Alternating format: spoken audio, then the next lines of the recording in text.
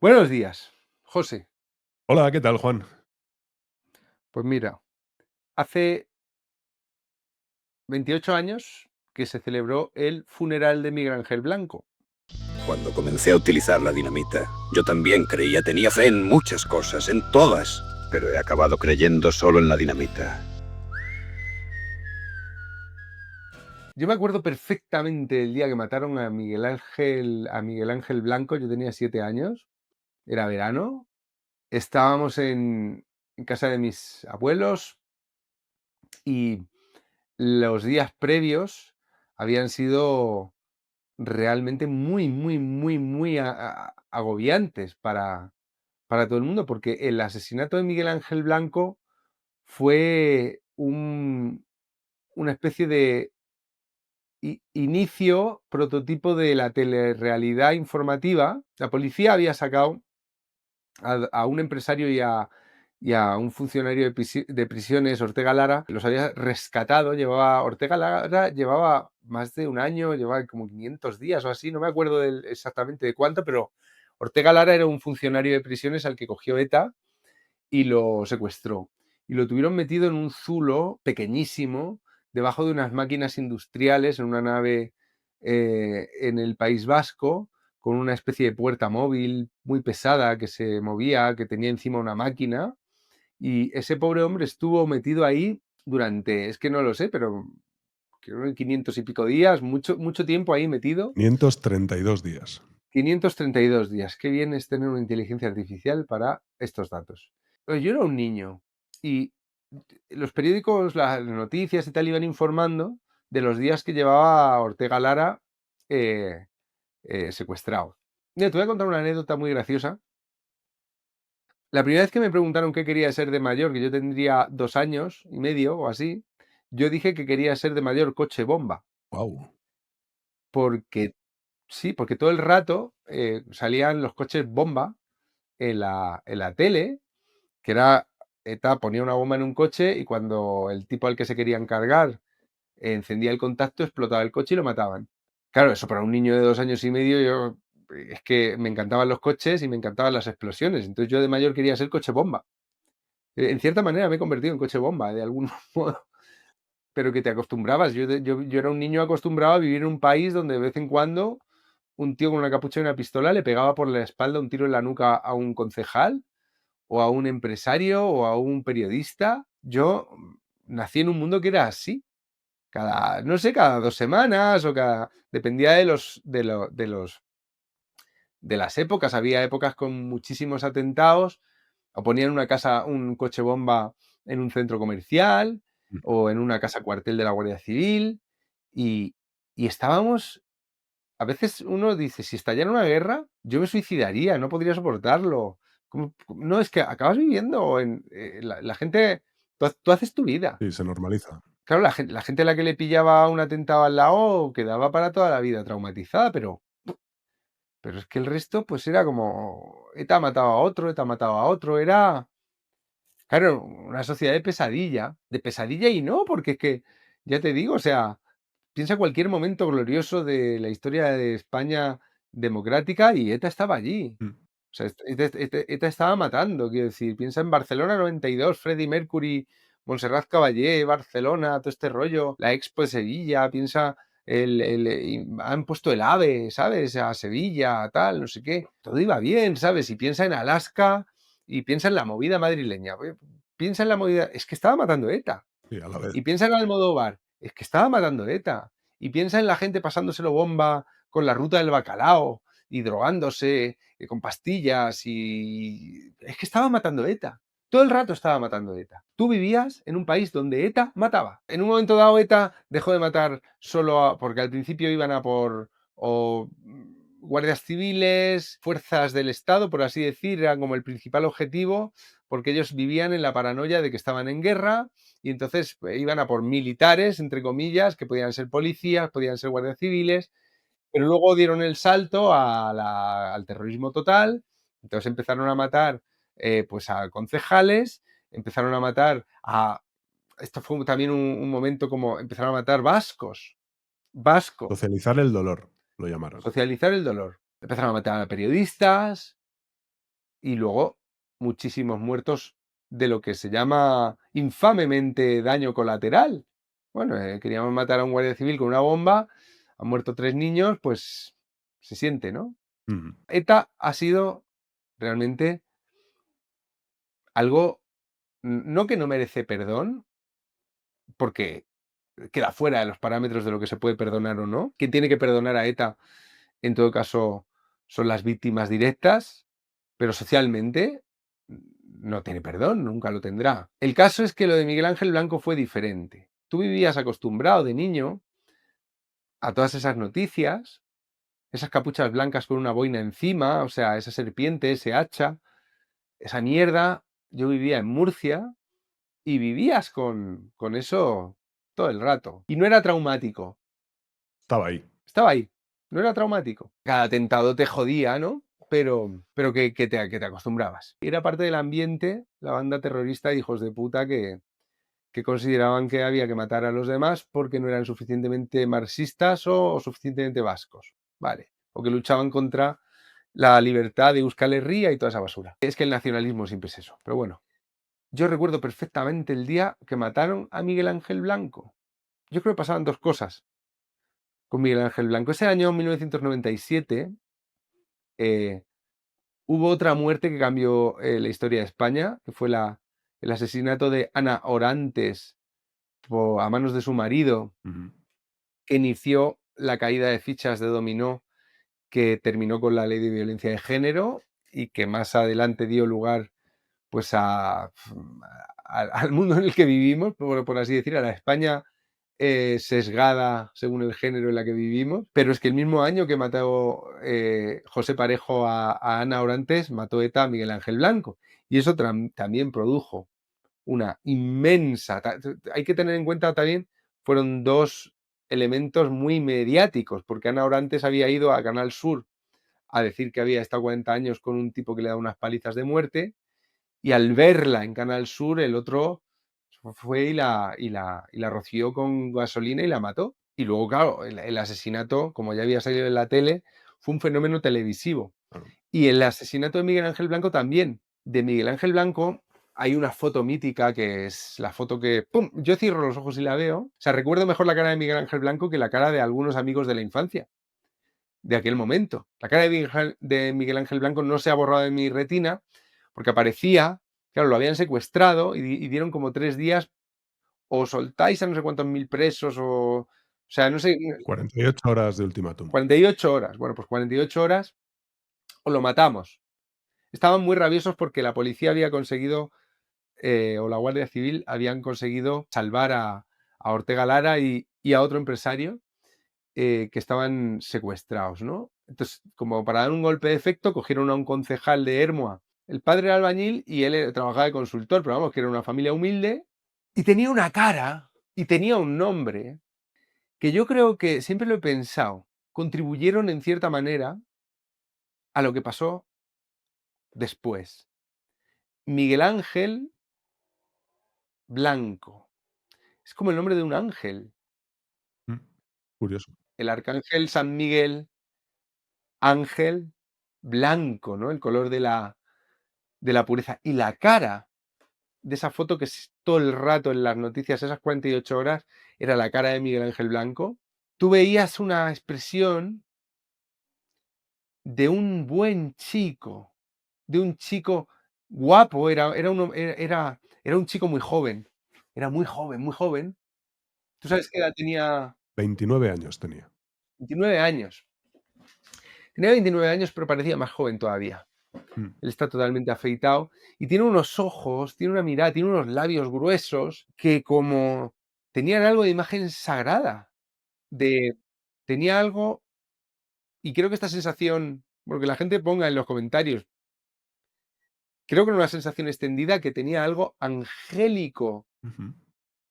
Y cuando se cumplió las 48 horas, ETA se lo cargó a sangre fría en un bosque, Mm. le pegaron 2 o 3 tiros en la cabeza y lo encontraron vivo. Los médicos y la policía lo encontraron vivo, pero lo encontraron muerto. Encontraron su corazón latía. Sí. tenía 2 balas en la cabeza y durante unos, no sé si llegó a ser un día o menos, durante unas horas, el telediario era hasta que dijeron que había muerto, que ya estaba muerto. Esto que voy a decir, espero que no se entienda mal. Yo estaba con mi familia y recuerdo un momento de extraña felicidad infantil. ¿Por qué? Porque cuando dijeron que ya estaba muerto Miguel Ángel Blanco, que lo habían encontrado con 2 tiros, diría que fue, no sé cuál de los 2 momentos fue, pero estuvieron cerca. Mi familia empezó a decir, gritando: "¡Hijos de puta! ¡Hijos de puta!", gritando. Gente de mi familia se puso a llorar. Vivíamos en Murcia. Fíjate, ¿eh? Fue como si nos hubieran matado a nuestro hijo, ¿sabes? A nuestro tío, a nuestro primo. Fue así, ¿eh?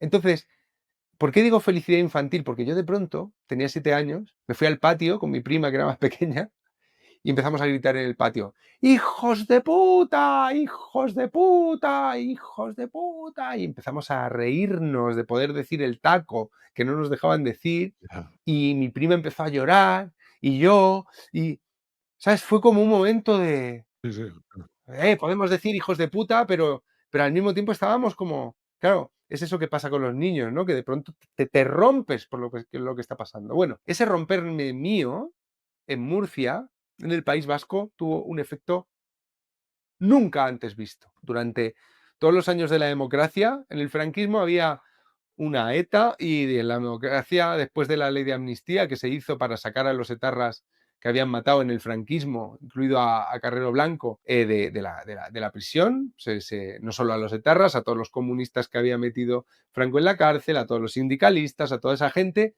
los sacaron de prisión con una ley de amnistía que decía: todo lo que pasó en la dictadura es ilegal, ahora estamos en una democracia, vamos a amnistiarnos, empezamos de nuevo. Fue una ley de amnistía muy diferente a la que ha metido Pedro Sánchez, claro.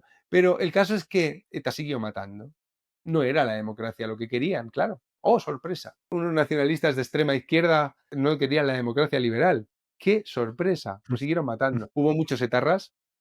El padre de John Viar, por ejemplo, que salieron de ETA en el momento en que vieron que no. Ese momento en que dices, pero no pensaba que estábamos haciendo esto y estamos haciendo eso otro. Vale, vale. Pues adiós, Gudaris, que os vaya bien. Muchos de los más fervorosos luchadores contra el terrorismo habían estado en ETA en aquella época, de antes de Franco. Pero el caso es que los años 80 fueron los años del plomo, aquello fue terrorífico. Los años 90 seguían matando, era descomunal. Y durante todo ese tiempo, en el País Vasco había 3 tipos de persona. Estaba la persona amenazada, había un impuesto revolucionario, todos los empresarios tenían que pagar. Esto es una novela que se llama La Carta, de Raúl Guerra Garrido, que es uno de los pocos vascos que se atrevían a escribir estas cosas en aquellos años. Y es una novela sobre un empresario que recibe la carta que le ordena pagar el impuesto revolucionario a ese grupo de desalmados para que puedan comprar armas y todo esto, ¿no? Entonces en Euskadi había los amenazados, abertzales, los que apoyaban esto, que era mucha gente, Ujú. y había los peores de todos, que eran los acojonados, que eran los que oían un tiro en la calle y cerraban las persianas. Hubo gente que se quedó tirada en la calle mucho rato hasta que alguien fue a ver si estaban vivos. Son los que se apartaban de las víctimas del terrorismo, y eran la mayoría. Mm. Eso no se puede olvidar. No. Tengo un montón de libros sobre ETA. Un día sacaré libros sobre ETA, pero está muy bien contado. Gaizka Fernández, guardad ese nombre, es historiador. Gaizka Fernández, buscad sus libros. Florencio Domínguez, guardad ese nombre. Florencio Domínguez. Iberlibro, libros de segunda mano. Vais a encontrar un montón. Lo han contado como nadie.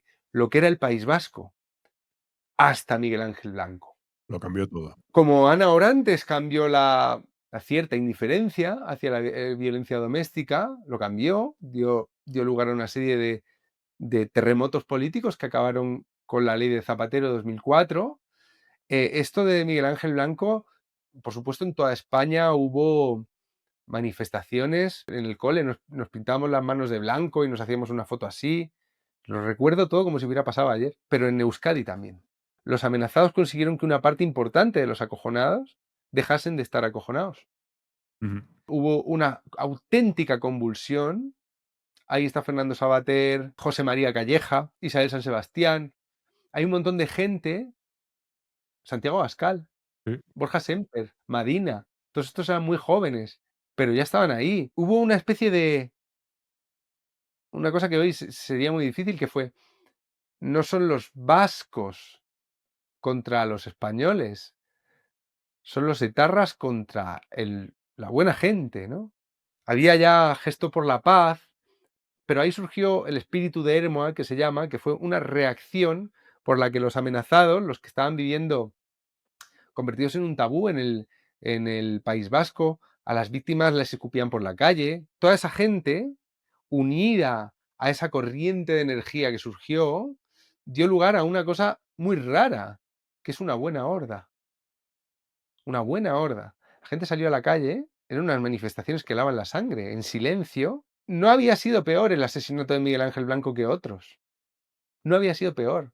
La cantidad de atrocidades, aparte de la crueldad, del ultimátum, ese ritmo de serie televisiva, Sí, de thriller, ¿no? ¿sabes? De thriller, sí, sí, sí. De thriller en el que al final no se salva. Lo matan en un bosque, el pobre chaval. Los señalados sacaron a muchos acojonados de su lugar y salieron a la calle. Se produjeron escenas inolvidables. Herri Batasuna había estado montando manifestaciones siempre a favor de ETA y había montado manifestaciones en contra de las víctimas. Mira, hasta ese momento Herri Batasuna, Bildu, yo no lo puedo entender, pero en Bildu han acabado abertzales jóvenes, digo jóvenes comparados con Otegi, abertzales que estuvieron por la paz por una razón ética y abertzales que estuvieron por la guerra y luego estuvieron por la paz por una razón práctica. Y yo te diría que el espíritu de Bildu predomina, los que dijeron hay que dejar de matar porque ya no nos sirve, que son unos hijos de puta totales.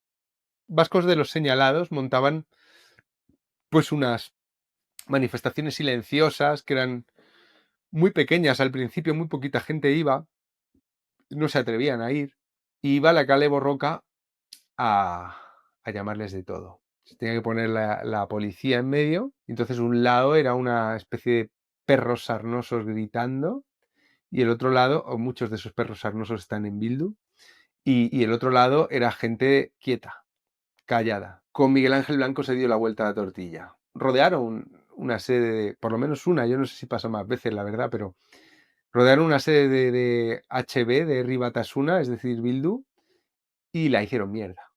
Eso fue el momento de cambio. En toda España la dictadura había desaparecido hacía muchísimo tiempo, pero en el País Vasco la dictadura seguía viva. Pese a que gobernaba el PNV, la dictadura la tenía la izquierda abertzale, que eran los que eran, digamos, el brazo político de ETA y los que podían señalarte en el periódico Gara para que te mataran. Los que hacían la pintada de la puerta de tu casa con una diana. Esos son los que hoy se llaman Bildu. Repito, porque a mí me gusta el matiz. En Bildu no toda la gente estaba así, no toda la gente estaba ahí. Han confluido también personas de extrema izquierda que desde jovencitos rechazaron la violencia por una cuestión ética. Pero nunca he oído a Bildu decir que la violencia acabó por una razón ética. Como partido, como sigla, Bildu siempre habla de la razón práctica para acabar con la violencia. Ya habíamos entendido que no, la lucha armada, lo dicen así, ya no servía a los objetivos de independencia de Euskal Herria. Es decir, si hubieran servido a los objetivos de independencia de Euskal Herria, posiblemente todavía estaríamos matando. ¿Cómo los detesto a los de Bildu? Cada vez que los oigo, y estoy enganchado, yo, por eso me gusta que Jordi Evo le entreviste a un etarra, o a Otegi lo escucho, porque a mí realmente me gusta ver la ausencia absoluta de ética, dar como encima con un tonito, ¿no? De dar esas lecciones, tal. Miguel Ángel Blanco. Sí. ¿A ti ese nombre qué te sugiere? Me sugiere una situación enormemente tensa en el país. Yo tengo un recuerdo imborrable de ese día, porque yo, fíjate, ese día, el día que apareció Miguel Ángel Blanco muerto, estaba en la playa de Zarauz. ¿Qué hacías en la playa? Pues estaba en la playa como un día normal, estaba con mi mujer y con mis hijos, y yo tengo un cuñado que tiene una casa en Zarauz y estamos en la playa con decenas de miles de personas. Estos tíos mataban, secuestraban, extorsionaban y acojonaban como una dictadura a su querida sociedad vasca. Ese momento rompió el equilibrio del terror. Por supuesto que siguió habiendo terror, por supuesto que siguió habiendo terrorismo, pero a partir de aquel momento los etarras ya no iban a tener tantos dispuestos a esconderles, tantos dispuestos a ponerse delante para que salieran corriendo cuando venía la policía. Empezaron a convertirse en lo que siempre tenían que haber sido, salvo en una sociedad nacionalista, que es la sociedad donde pueden pasar todas las cosas como ETA. Se convirtieron por fin en los apestados, poco a poco, y no para todo el mundo. La izquierda abertzale a veces dice, nosotros hicimos mucho porque ETA desapareciera. No, hizo mucho la policía, hizo mucho un Ministerio de Interior.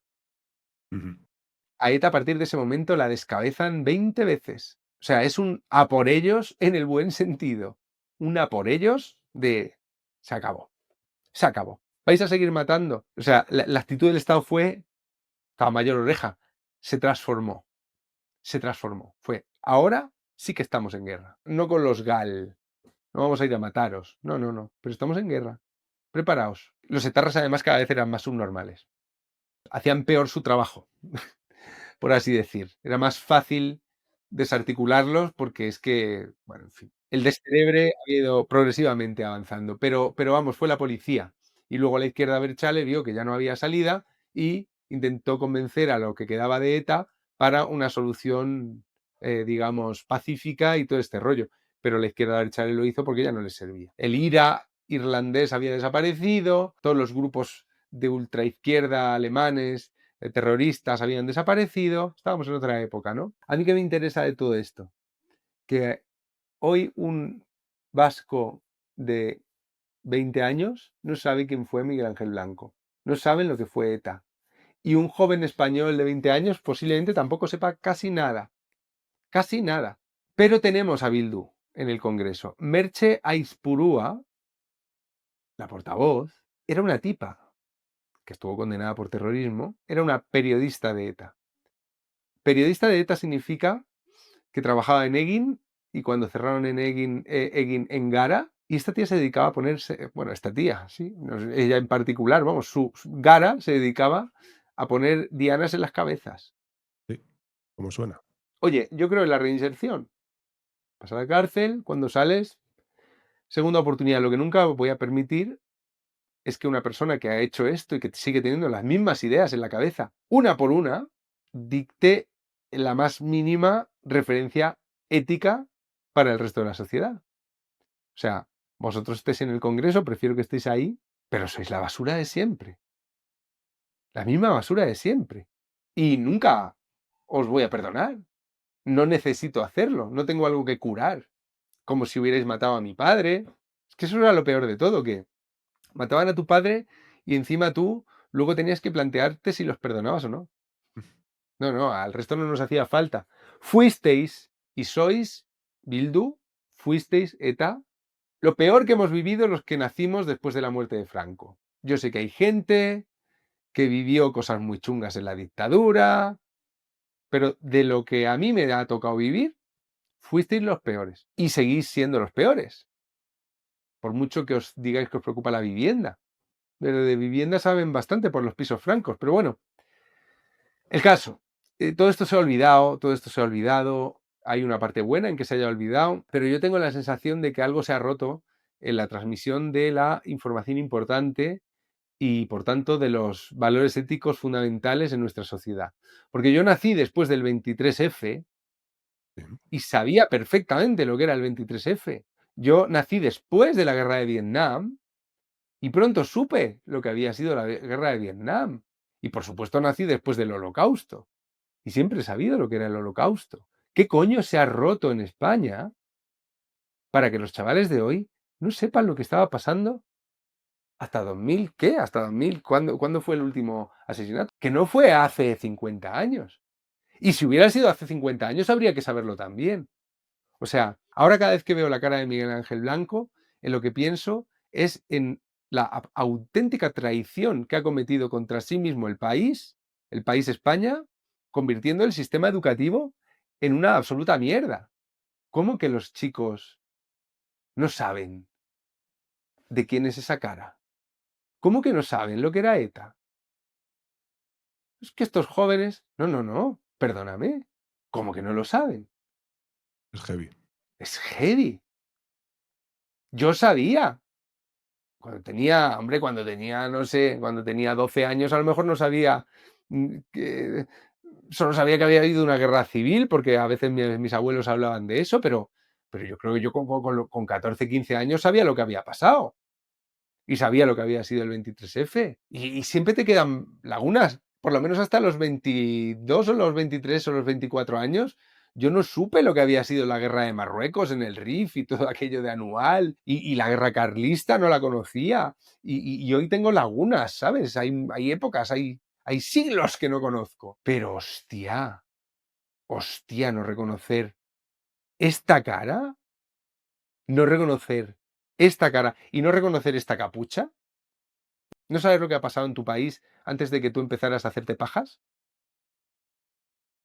Coño, algún día lo vamos a pagar, ¿eh? 28 años solo, tío. 28 años. 28 años. Los siguientes 28 años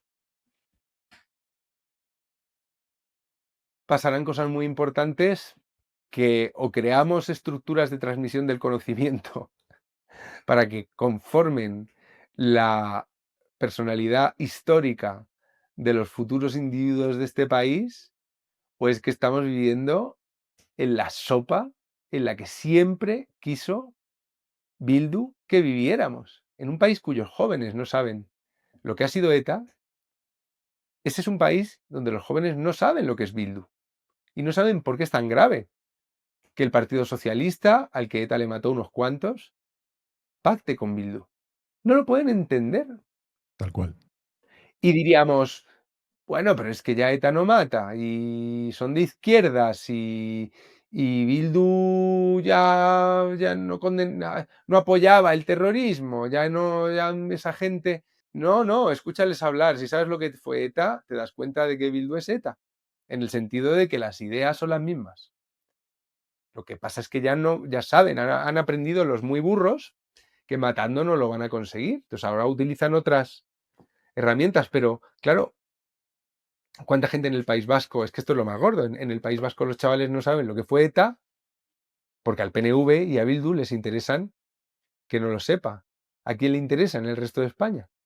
¿Por qué los chavales no se enteran? Buena pregunta. Pues se queda sin responder.